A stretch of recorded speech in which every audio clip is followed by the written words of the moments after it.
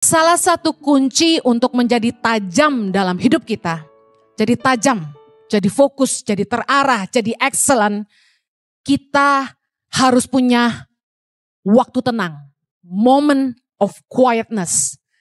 Yesus dalam kehidupannya selalu mengambil waktu untuk pergi ke tempat yang sunyi. Kita lihat dalam Lukas 5 ayat 16 dikatakan, akan tetapi ia mengundurkan diri ke tempat-tempat yang sunyi dan berdoa. Yesus di tengah-tengah kesibukannya selalu mengundurkan diri, cari tempat sunyi dan berdoa. Markus 1 ayat 35 dikatakan, pagi-pagi benar waktu hari masih gelap, ia bangun dan pergi keluar, ia pergi ke tempat yang sunyi dan berdoa di sana. Yesus selalu cari waktu sunyi untuk berdoa. Bahkan ketika dia di tengah-tengah pelayanannya, ketika Yesus dikerumun orang banyak, ya, orang-orang yang mengejar-ngejar Yesus untuk minta didoakan, untuk mendengarkan pengajarannya, Yesus menarik diri supaya dia bisa istirahat dan berdoa. Lukas 4 ayat 42 dibilang gini, ketika hari siang, jadi Yesus tuh gak cuma pada pagi hari, Yesus berangkat dan pergi ke suatu tempat yang sunyi. Tetapi orang banyak mencari dia, lalu menemukannya dan berusaha menahan dia supaya jangan meninggalkan mereka. Kemudian Markus 6 ayat 31, kita lihat exhaustednya Yesus dikelilingi orang banyak. Lalu ia berkata kepada mereka, marilah ke tempat yang sunyi supaya kita sendirian dan beristirahatlah seketika. Sebab memang begitu banyaknya orang yang datang dan yang pergi, sehingga makan pun mereka tidak sempat.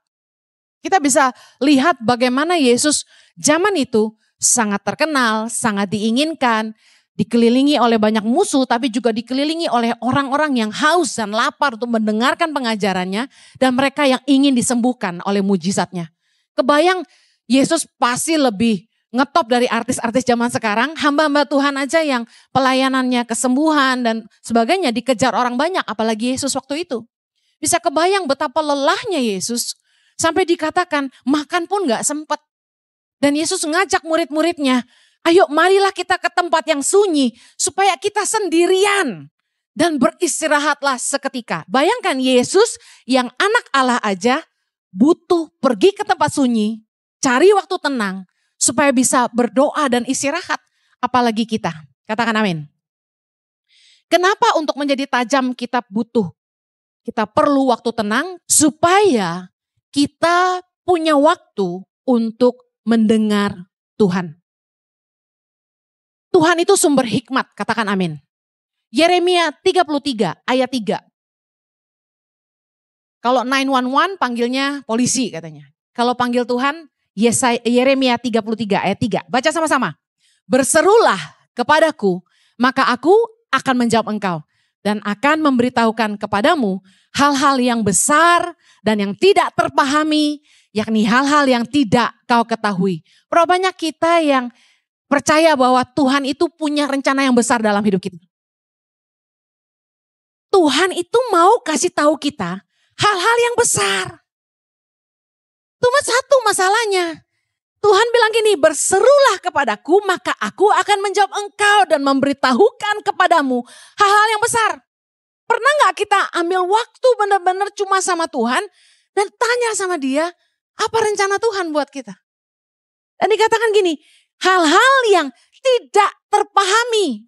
Bukankah banyak persoalan dalam hidup ini yang kita gak bisa ngerti? Kuncinya adalah bukan tanya sama hamba Tuhan, tanya sama Tuhan. Tuhan punya jawaban buat semua misteri kita. Yakni hal-hal yang tidak kau ketahui. Untuk menjadi tajam. Untuk menjadi kreatif. Punya ide baru terus. Gak pernah kehabisan inspirasi. Kita harus punya waktu tenang. Tempat-tempat sunyi. Bukankah untuk konsentrasi, untuk belajar, untuk berpikir kita butuh waktu tenang? Berapa banyak di sini yang kalau belajar itu nggak bisa di tempat yang berisik? Orang beda-beda ya. Ada yang bisa belajar itu sambil nonton TV. Ada yang bisa belajar sambil dengerin musik. Ada yang bisa belajar di tengah keramaian, hiruk pikuk. Tapi kebanyakan orang Itu kalau konsentrasi, belajar dan berpikir, itu biasanya butuh ketenangan. Butuh masuk ke tempat yang sunyi.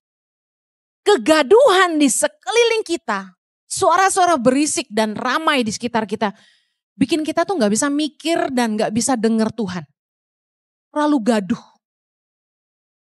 Kadang-kadang yang berisik tuh mulut kita sendiri, kebanyakan ngomong. Kita perlu ambil waktu diam, waktu tenang. Supaya ketika kita diam, kita sampai bisa dengar semua suara di sekeliling kita. Yang tadinya gak kedengeran. Dan kita bisa dengar suara Tuhan di hati kita. Kesibukan-kesibukan kita sehari-hari itu menghabiskan energi. Membuat kita kehabisan inspirasi. Jangan salah, kebanyakan khotbah kadang-kadang bikin stres loh. Pengkhotbah itu kalau kebanyakan khotbah biasanya habis inspirasi. Makanya seorang pengajar firman Tuhan gak boleh terlalu sibuk dengan aktivitas. Saya dulu pernah kerja sama Joyce Meyer Ministry. Joyce Meyer itu fokus banget cuma siapin materi khotbah. Joyce Meyer itu fokus nulis buku. Bukunya banyak ya. Pernah ada di sini yang baca buku Joyce Meyer? Bukunya keren-keren dan tajam-tajam katanya. Saya nggak baca semua bukunya. Luar biasanya gini, dia nggak ngerjain yang lain. Dia punya mission Hand of Hope, dia punya pelayanan macam-macam. Dia nggak pernah ngurusin. Banyak orang lain yang ngurusin, dia fokus siapin firman. Dia nggak handle counseling, dia nggak doain orang. Dia benar-benar tiap hari pakai waktunya buat merenung. Kenapa? Karena buat siapin firman itu beda dengan orang ujian. Kalau Anda ujian sekolah, Anda cukup belajar. Anda baca, Anda buka Google. Untuk nyanyi, Anda cukup hafal lagu. Dengerin musiknya, melodinya, tahu temponya. Tapi kalau siapin khotbah nggak ada bukunya. Siapin khotbah, sumbernya cuma satu, Tuhan. Makanya stres sekali ketika jadwal saya dibuat padat. Saya harus tegas bilang tidak. Ketika gereja-gereja mulai ngundang saya untuk khotbah, saya putuskan tidak. Kalau dulu, jujur aja, ini keterbukaan seorang penginjil ya. Dulu saya siapin khotbah satu bisa khotbah di 100 gereja. Bisa nggak? Bisa dong. Kan YouTube waktu itu belum ada. Orang juga nggak tahu saya khotbah di gereja mereka dan khotbah di gereja lain sama materinya, bisa ngerti maksud saya. Apalagi suamiku. Dia cukup siapin 5 khotbah setahun. Sekarang kita punya YouTube, saya bilang sama suamiku. Jangan sampai lu khotbah sama orang tahu. Karena YouTube orang denger terus kan. Mirip aja satu poin orang bilang gini, Ibu Heni udah pernah khotbah ini. Padahal cuma khotbah satu poin sama, orang udah tahu. Jadi khotbah gak pernah bisa sama. Inspirasi harus selalu baru. Suami saya bilang gini, Hen lu tahu gak khotbah lu tuh didengerin pendeta-pendeta soalnya mereka udah kehabisan bahan katanya. Karena saya tiap minggu khotbah 3-4 khotbah saya dicontek-contek sama hamba Tuhan lain soalnya mereka udah bingung mau khotbah apa. Ada yang WA minta PPT. Tapi saya kasih tahu, kita terlalu sibuk kita akan habis inspirasi. Anda bekerja, Anda butuh kreatif gak? Harus mikirin kekreativitasan yang baru gak untuk produk-produk baru? Bahkan teknik marketing yang baru kita harus mikirin terus, kita harus pikir terus. Kenapa orang jadi kaya inspirasi? Karena banyak berada di tempat-tempat sunyi. Perenungan adalah kunci kesuksesan. Bukan kesibukan. Perenungan yang dalam. Orang lahir inspirasi ketika dia diam, merenung dan berpikir dalam-dalam. Kesibukan tuh ngabisin energi, bahkan kesibukan membuat kita terperangkap dalam prioritas yang salah. Kita berusaha nyenengin semua orang. Kita berusaha melayani orang banyak. Sementara kita sendiri kehabisan energi dan inspirasi. Saya orang yang gak sungkan, Anda tahu itu. Saya pilih baik-baik siapa yang jadi prioritas di hidup saya. Kalau Anda leader di ICI, Anda staff Tangan Pengharapan, tentu Anda masuk VVIP-nya saya gitu kan. Anak saya, nggak ada yang lebih penting. Selain Tuhan, pasti keluarga. Saya akan batalin semua pelayanan demi anak saya, demi keluarga saya. Tapi kalau saya misalnya dicari orang, diajak makan, percaya nggak banyak yang ngajak saya makan? Saya harus say no ke banyak ajakan. Orang ngajak ketemu, orang ngajak ngobrol, saya banyak gak bisanya. Ada orang minta konseling, saya harus tolak. Karena saya gak mampu melayani konseling semua jemaat, ICI punya konseling center. Yang dilayani oleh orang-orang yang juga diurapi, katakan amin. Roh Allah ada dalam hidup setiap kita. Dalam hati orang percaya ada roh Allah. Setiap kita diurapi Tuhan. Gak mesti konseling sama saya. Gak mesti didoain sama saya. Anda ditumpangin tangan sama Pak Rizal, sama Pak Teddy. Kuasa yang sama ada dalam diri mereka. Amen. Banyak jemaat yang datengin saya maunya didoain Bu Heni. Saya bilang sama aja. Saya sejujurnya, saya tahu pasti kecewa udah datengin saya. Pasti mereka mikir gini, apa sih susahnya doain sebentar aja kok ditolak? Saya biasakan supaya jemaat jangan mentuhankan hamba Tuhan. Datang aja ke pendoa-pendoa, mereka diurapi dengan kuasa yang sama karena Tuhan kita sama. Bisa paham ini? Jangan terjebak dengan paradigma kalau dipegang sama hamba Tuhan itu, wah itu kenceng tuh urapannya. Enggak ada, sama podo wae. Mangane podo. Makannya sama. Amen. Kalau saya doain satu-satu, enggak kelar ibadah itu. Kita jarak ibadah itu antara satu ibadah ke ibadah yang lain setengah jam doang break. Saya kasih waktu 15 menit buat orang-orang yang mau foto. Kalau ada yang konseling atau didoakan, orang yang ngantri foto udah banyak. Saya diajakin ngomong sebentar aja, saya udah gak konsentrasi, udah lihat sana sini, orang udah, gimana? Harus pengertian. Nah jadi ada tamu, saya tahu itu tamu, karena bukan jemaat. Datengin saya, Bu Heni doain saya dong, saya mau pergi ke Israel. Saya bilang, Pak ada pendoa syafaat. Dalam hati gue, mau ke Israel sama orang lain minta doain gue. Kalau lu ikut Israel bareng gue, tiap hari gue doain. Tanggal 1 sampai 13 Oktober bersama dengan ICI Worship. Ingat, jangan terperangkap nyenengin semua orang. Kita gak bisa nyenengin semua orang. Suami-suami yang gak ngerti prioritas akan berusaha nyenengin temennya tapi ngorbanin keluarganya. Akhirnya waktu kita habis. Keluarga perlu diperhatikan, saudara perlu diperhatikan, teman diperhatikan, staf diperhatikan. Kadang-kadang mau pecah kepala, bener gak? Semua orang pengen diprioritasin. Tapi saya ambil keputusan, saya harus ngerti prioritas. Saya mulai menolak semua undangan khotbah. Diiming-imingin PK, saya tolak. Saya gak peduli, gerejanya gede loh, PK-nya gede. Gak apa-apa, terima kasih. Soalnya saya sayang jemaat saya. Saya mau persiapin khotbah matang-matang. Supaya yang saya bagikan sungguh-sungguh hati Tuhan. Kalau saya mau seperti dulu, cari duit, kejar setoran kasarnya gitu. Khotbah aja, terima PK terus kok. Tapi saya katakan gini, kita harus ngerti prioritas supaya kita punya waktu dengan Tuhan. Saya tolak semua meeting, Selasa, Rabu, Kamis, pagi. Setiap pagi saya disuruh meeting, saya tolak. Teman baik saya ngajak makan bakmi lah, ngajak makan di mana lah, pagi sarapan bareng lah. Sorry gak bisa. Gak bisa. Kenapa? Kalau saya pergi berarti saya gak punya waktu untuk dengerin Tuhan. Sementara saya harus khotbah tiap minggu. 3-4 khotbah. Pernah 5 khotbah seminggu. Dalam 1 minggu. Pecah gak tuh kepala? Stres. Jadi saya pastikan saya punya waktu tenang. Suami saya sirik sama saya kadang-kadang. Karena saya udah siapin khotbah, Sabtu tuh saya nyantai. Udah ya, kita doa nih sekeluarga. Saya bilang, saya tidur dulu ya. Terus dia liatin saya, enak banget kamu ya. Iya, waktu tenang. Harus punya waktu tenang. Bijaksanalah untuk menerima ajakan mana yang Anda harus terima, mana yang Anda harus tolak supaya Anda punya waktu tenang. Mendengar Tuhan bikin orang jadi tajam. Amsal 29 ayat 18. Kita baca sama-sama.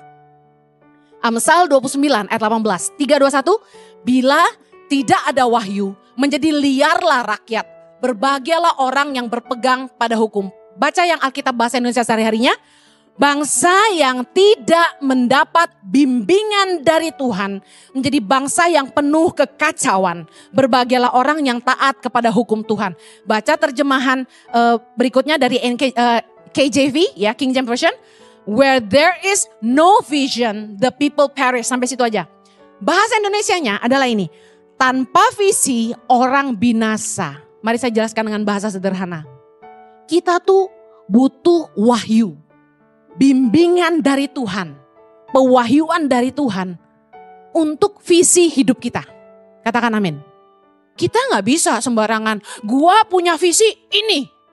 No, itu ambisi namanya. Yang namanya visi, itu adalah bimbingan dari Tuhan. Nah, untuk hidup kita lebih tajam dan terarah, kita butuh visi, bimbingan, pewahyuan dari Tuhan. Visi dari Tuhan itu yang bikin hidup kita itu tajam. Keputusan-keputusan kita jadi tajam. Karena kita ngerti apa yang Tuhan mau buat hidup kita. Mari kita lihat Lukas 10 tentang Marta dan Maria. Ayat 41, Lukas 10 ayat 41. Saya ingin bagikan pewahyuan yang Tuhan kasih. Tetapi Tuhan menjawabnya, Marta, Marta, engkau khawatir dan menyusahkan diri dengan banyak perkara. Ayat 42, baca sama-sama. Tetapi hanya satu saja yang perlu, Maria telah memilih bagian yang terbaik yang tidak akan diambil daripadanya. Lihat, Yesus menegur Marta karena Marta itu khawatir, menyusahkan diri dengan banyak perkara. Dikatakan satu saja yang perlu. Maria telah memilih bagian yang terbaik yang tidak akan diambil daripadanya. Apa itu? Marta khawatir dan menyusahkan diri dengan banyak perkara tuh hidup orang banyak. Gambaran hidup banyak orang yang sering kali gini. Sibuk coba ini, coba itu. Lakukan ini, lakukan itu.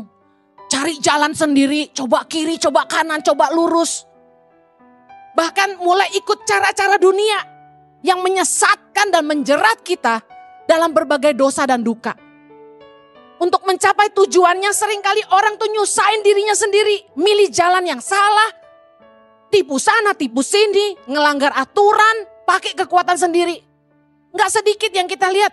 Rugi, ditipu, bangkrut. Akhirnya semua yang dibangun sia-sia. Hidup stres. Penuh kekhawatiran. Menyusahkan diri sendiri. Buang waktu, buang umur, buang tenaga. Orang kalau nggak tanya sama Tuhan, hidupnya kayak gini. Capek sendiri. Coba jalan sana gagal, jalan sini gagal. Pacaran nggak kelar-kelar. Pacaran A, B, C, D, E, F, G. Nggak jadi. Marta khawatir dan menyusahkan diri dengan banyak perkara. Ini gambaran hidup kita. Yang berusaha pakai kekuatan kita sendiri. Coba lakukan ini dan itu. Bisnis nggak jalan. Wah, pakai keberhasilan di masa lalu. Dulu saya bikin ini, jadi lakukan. Padahal Tuhan itu kaya dengan inspirasi. Kaya dengan ide baru. 1 Petrus 4 ayat 2 bilang gini. Supaya waktu yang sisa jangan kamu pergunakan menurut keinginan manusia, tetapi menurut kehendak Allah. Sebab telah cukup banyak waktu kamu pergunakan untuk melakukan kehendak orang-orang yang tidak mengenal Allah. Kamu telah hidup dalam rupa-rupa hawa nafsu, keinginan, kemabukan, pesta pora, perjamuan minum, dan penyembahan berhala yang terlarang. Ayat yang ke-7, baca sama-sama. Kesudahan segala sesuatu sudah dekat. Karena itu kuasailah dirimu dan jadilah tenang. Supaya kamu dapat berdoa. Kalau Anda udah coba banyak cara. Rumah tanggamu konflik gak ada habisnya. Kamu bisnis ini dan itu, gak ada yang jalan. Anda udah coba segalanya. Coba lakukan ini. Kuasai diri, jadilah tenang supaya kamu bisa doa. Maria dikatakan telah memilih bagian yang terbaik yang gak akan diambil daripadanya. Itu apa? Mendengar Tuhan. Dia gak sibuk kayak Marta. Dia ngerti bahwa dengerin Tuhan lebih penting daripada melayani. Cari Tuhan sungguh-sungguh. Tanya sama Tuhan, apa sih yang Tuhan mau? Minta hikmat sama Tuhan. Apa yang jadi kehendak Tuhan buat hidup kita? Apa yang kamu harus kerjakan? Saya tahu akan jadi pertanyaan banyak orang gini. Bu Heni, kan gak gampang mendengar Tuhan. Gimana caranya dengar Tuhan? Tahukah Anda bahwa di dalam hidup setiap kita, Tuhan itu punya cara untuk dia bicara. Sebelum Anda kenal Tuhan, saya mau tanya, Anda punya hati nurani gak? Hati nurani. Waktu kita belum kenal Tuhan, waktu kita nyolong waktu kecil misalnya gitu. Anda berasa salah gak? Waktu Anda bohong, Anda takut gak? Hati nurani itu ada dalam diri setiap manusia. Terlepas dari dia kenal Tuhan gak kenal Tuhan. Itu kebesaran dan keadilan Tuhan. Seringkali hati nurani itu bicara sama kita. Udah jangan main-main api. Udah jangan nipu orang. Udah jangan bohong. Hati nurani itu bicara. Sebenarnya hati nurani adalah cara Tuhan bicara dengan manusia. Firman Tuhan katakan dalam 1 Timotius 1 ayat 19. Beberapa orang telah menolak hati nuraninya yang murni itu. Dan karena itu kandaslah iman mereka. Apalagi sekarang sebagai orang percaya. Anda punya roh Allah di dalam hatimu. Tuhan bisa bicara lewat Roh Kudusnya. 2 Timotius 1 ayat 14. Peliharalah harta yang indah yang telah dipercayakannya kepada kita oleh Roh Kudus yang diam di hati kita. Sebenarnya kita itu bisa mendengar Tuhan. Gak cuma hamba Tuhan. Ini kebenaran yang saya harus sampaikan. Tapi kenapa seringkali kita gak bisa dengar? Karena telinga rohani kita tidak terlatih. Karena kita tidak intim dengan Tuhan. Jojo jalan naik tangga. Saya langsung tahu itu suami saya. Kedekatan hubungan membuat kita kenal. Kita gak bisa dengar Tuhan karena kita tidak dekat dengan Tuhan. Ketiadaan keintiman membuat kita gak bisa kenal Tuhan. Tadi Yesaya 30:15. Sebab beginilah firman Tuhan Allah yang Maha Kudus Allah Israel. Dengan bertobat dan tinggal diam, kamu akan diselamatkan. Dengan tinggal tenang dan percaya, terletak kekuatanmu. Baca sama-sama. Tetapi kamu enggan. Seringkali kita sendiri yang gak mau datang sama Tuhan dan mengizinkan dia bicara sama kita. Soalnya untuk mendengar Tuhan itu butuh tenang. Banyak orang gak bisa diem. Lamaan nih Tuhan gak ngomong-ngomong. Saudara tahu? Saya waktu dipanggil Tuhan ke Indonesia, itu saya bergumul sekali untuk meninggalkan Australia. Karena keputusan itu gak mudah. Sampai mama saya aja bilang, kamu sudah gila, dia bilang. Bayangin, saya digila-gilain. Semua orang Indonesia, kalau bisa tinggal di Australia, mereka pasti udah pindah. Saya ingat mama saya ngomong gitu. Kamu udah tinggal di Australia, udah punya rumah, punya usaha, udah punya semuanya. Kamu mau buang hidup kamu dan pulang ke sini, kamu mau kerja apa? Saya ingat saya dimarah-marahin mama saya. Saya bilang saya belum tahu, saya mau kerja apa. Kamu mau pulang mau ngapain? Saya jawab, saya belum tahu, saya mau ngapain. Saya kasih tahu, perkara Tuhan itu sulit dijelaskan. Kalau saya bilang gini, Tuhan bicara sama saya. Kan saya terdengar lebih gila bukan? Bisa paham ya? Tapi saya tahu Tuhan bicara. Kenapa saya bisa dengar Tuhan? Karena saya menyembah Tuhan. Saya gak jago main keyboard kayak Idon. Saya kalau main keyboard cuma bisa dikit-dikit. Main piano. Saya cuma bisa beberapa lagu. Ini gak bunyi ya, karena saya bohong-bohong doang. Saya nyembah Tuhan, saya bilang, Tuhan bicara buat saya. Saya kalau nyembah Tuhan itu hot, intim. Bahasanya tuh kayak gini. Enggak ada yang kuingini cuma kau. Enggak ada yang lebih penting selain Tuhan. Kehadiranmu membuat semuanya jadi gak penting buat aku. Saya nyembah Tuhan, dan kemudian saya diam. Saya cuma main, saya diam. Dan saya masuk ke kamar mandi, kadang-kadang gak selalu di atas piano, saya diam. Suami saya mendapati saya duduk di lantai kamar mandi sampai terheran-heran. Dia bilang, ngapain kamu? Berisik kamu. Jadi kalau di shower, ini rahasia saya. Saya duduk di shower, saya bersila atau saya duduk gini, saya bersila, saya diam. Atau kalau saya lagi di shower, saya menghadap ke tembok, saya pegang tangan gini, saya diam. Saya nikmati shower itu menyiram saya dengan air hangat, saya diam, saya bilang, Tuhan, Lord speak to me. Tuhan, apa yang Tuhan mau? Bicara Tuhan. I cannot do life without you. Enggak bisa hidup tanpa Engkau Tuhan. Tuhan bicaralah apa yang Tuhan mau.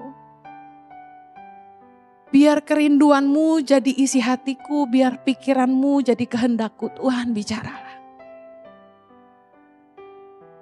Nyatakan yang kau mau. Saya ngomong gitu. Dan tiap kali saya doa, saya selalu ngomong itu. Saya gak pernah bawa permohonan doa panjang dan bilang, Tuhan berkati aku, Tuhan aku mau ini, aku mau itu, aku mau ini. Gak pernah. Tapi saya kalau datang sama Tuhan, saya selalu bilang, Tuhan bicaralah. What do you want from me, Lord? Apa yang Tuhan mau dari saya? Cuma kayak gitu. Terus kemudian Anda diam. Nikmati hadirat Tuhan. Kalau Anda gak bisa main musik, Anda bisa nyalain lagu. Saya suka instrumental. Saya dengerin Tuhan, diam.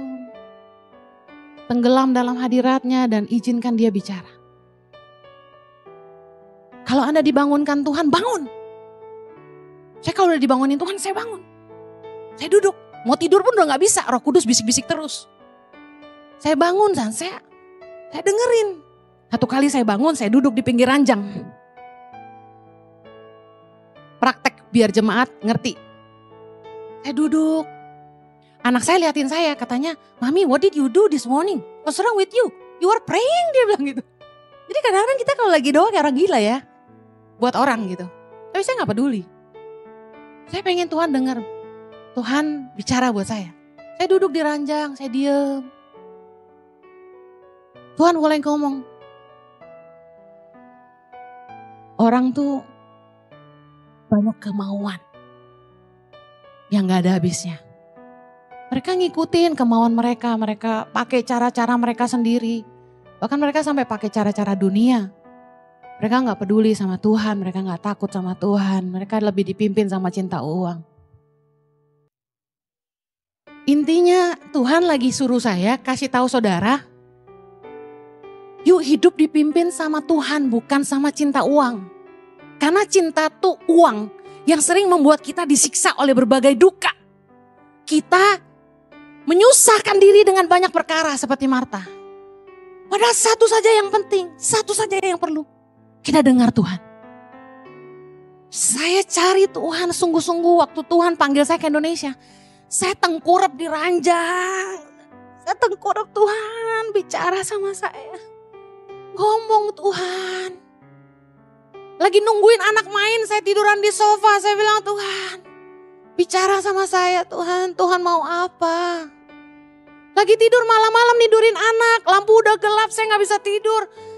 Di kegelapan saya lihat langit-langit. Saya bilang, Tuhan ngomong dong sama saya. Tuhan mau apa? Di waktu-waktu itulah Tuhan bicara sama saya. Dan waktu saya lagi di toilet. No, this is serious. Saya diam. Saya biasakan gak bawa HP ke toilet. Saya kalau pegang HP, kita gak cari Tuhan. Saya kenapa nggak gitu respon WhatsApp? Beberapa orang marah sama saya karena WhatsAppnya nggak saya balas. Saya nggak peduli. Karena buat saya, waktu saya lebih berharga. Anda tahu kalau Anda duduk scrolling Instagram, Anda kepoin Instagram orang, Anda nontonin Reels, Anda bacain WA, itu makan waktu loh, nggak terasa 2 jam, betul? Betul? Sementara saya yakin Anda nggak mau ngasih waktu buat Tuhan 2 jam. Saya yakin. Hidup kita nih sibuk ya kan, belum ngurus anak buat yang istri-istri. Belum ngurusin yayasan Tangan Pengharapan. Dikit-dikit WA masuk dari seluruh Indonesia. Ada guru-guru, kapalnya pecah di lautan. Waktu nyebrang dari kota Nabire ke pulauan Yaur. Mereka tenggelam. Wah, saya panik ngurusin yang kayak begituan. Belum lagi nanti staf peduli sesama, tim peduli sesama mau meeting sama saya urusan apa. Belum lagi tim pembangunan. Ngomong sama saya ini dan itu dari Biak, dari Jakarta. Kerjaan banyak sekali. Dan ibu-ibu yang cuma minta didengerin sama saya. Komentar, kenapa saya WA Ibu Heni gak dibalas? Gua gak ngurusin lu doang. Emangnya gua konselor on call? Bener, saya gak mau jadi pastor on call. Kapan Anda butuh Anda tinggal telepon saya. Emang gua cewek apaan? Kita kan punya prioritas. Dan saya pengen renungin firman Tuhan jauh lebih banyak daripada waktu saya ngomong sama jemaat. Soalnya saya ngelayanin satu orang yang sama itu bisa dilayanin orang lain. Tapi khotbah ke ribuan orang itu butuh waktu saya dengan Tuhan. Please understand. Capek gue dikomentarin terus. Makanya kita harus bagi tugas. Yang pastoral jalan. Doain orang ke rumah sakit.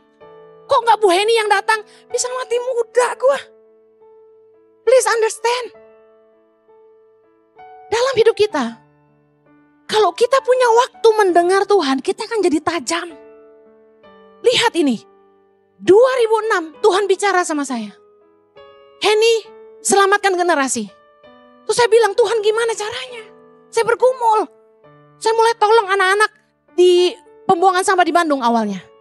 2006, kemudian saya pindah ke Jakarta. Bulan Juli 2007, saya mulai bantu anak-anak di jalanan di Jakarta. Ada 1028 anak di 8 center kami bangun. Kemudian Maret 2008 saya putuskan masuk ke pedalaman.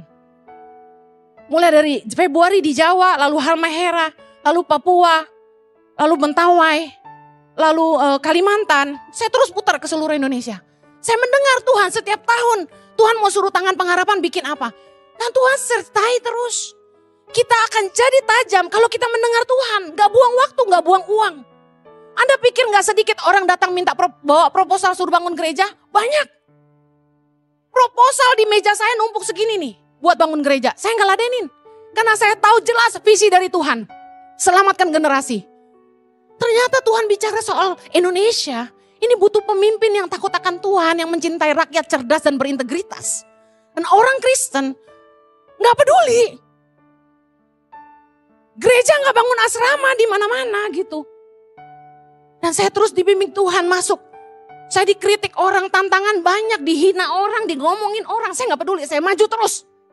Tantangan apapun, saya hajar terus. Saya cuma pegang janji Tuhan.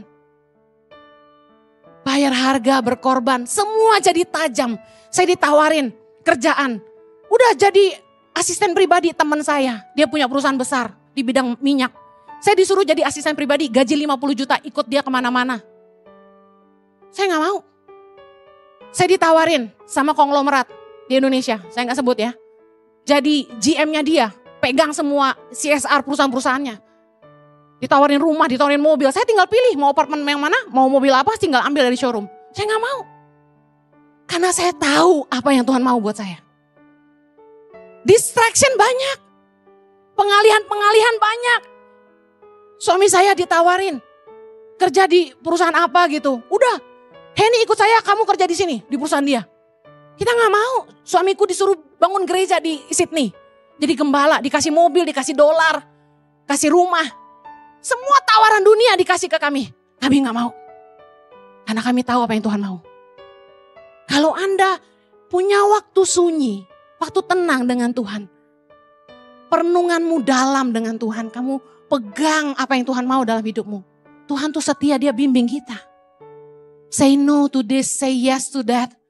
Jalan kita tuh dituntun Tuhan. Bayangin, sampai bikin gereja online. Apa enggak Tuhan keren? 2019, kok pandemi belum terjadi. Roh Kudus bisa taruh di hati saya. Pelayanan di YouTube, fokus. Cyber Church. Zaman itu mentor kami paling benci Cyber Church. Karena anak-anak muda gak mau ke gereja nonton khotbahnya di YouTube. Ternyata Tuhan malah bawa saya ke Cyber Church. Kami bikin gereja online. Itu setelah saya dapat visi 2019. Pandemi datang langsung buat. Tuhan sertai. Subscriber langsung jadi 1 juta. Gak berapa lama. Kalau bukan dari Tuhan bagaimana coba? Gak mungkin. Saya berani tolak semua undangan semua gereja. Saya fokus di YouTube. Saya lihat YouTube menjangkau jauh lebih luas. Melampaui tembok gereja. Melampaui kota dan bangsa. Melampaui semua denominasi. Dan menjangkau orang-orang yang belum percaya. Saya kasih tahu. Semua bukan karena saya. Semua karena Tuhan bicara. Kita jadi tajam. Saya berani nolak semua undangan itu karena saya tahu yang Tuhan mau buat saya. Anda pikir gak ada yang marahin saya? Gak ada yang bilang saya belagu? Banyak. Tapi saya tahu yang Tuhan mau. Yuk, di tengah kesibukanmu. Di tengah konflik-konflik, masalah-masalah hidupmu. Ambil waktu tenang untuk berdoa, dengar Tuhan. Dan kamu akan lihat Tuhan lebih besar dari masalahmu. Dan Tuhan kasih jalan keluar buat kamu. Setiap hari Tuhan kasih terang dan malam.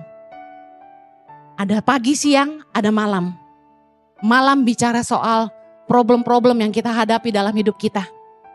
Di mana gak ada jalan keluar, di mana kita gak bisa lihat. Kita masih ke kanan atau ke kiri. Tuhan izinkan terjadi buat apa? Supaya menggiring kita masuk ke tempat sunyi. Kamu gak bisa apa-apa tanpa Tuhan. Katakan sama-sama saya gak bisa apa-apa tanpa Tuhan. Saya butuh Tuhan. Lepaskan semua kesibukanmu, kuasai dirimu, dan jadilah tenang. Supaya kamu bisa berdoa dan cari kehendaknya. Amen. Mari kita berdoa. Haleluya. Thank you Lord. Makasih Tuhan. Tenanglah jiwaku. Jangan lupakan segala kebaikannya. Thank you Jesus. Bapa, saat ini biarlah Roh Kudus menjamah hati setiap kami. Izinkanlah perjumpaan denganmu terjadi di sini. Kami mau ngalami Tuhan. Kami mau mendengar Tuhan. Bukakan telinga rohani kami. Kami mau belajar duduk diam mendengar Tuhan. Punya waktu tenang sama Tuhan.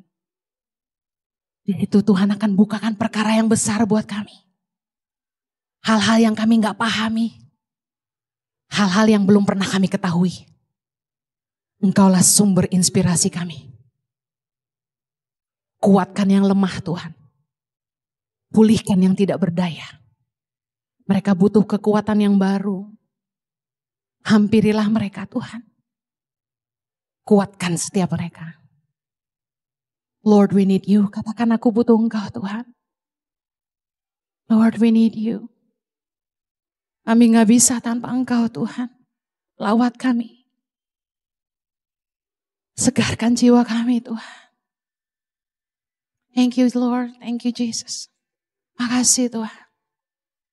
Thank you Jesus. Thank you Lord.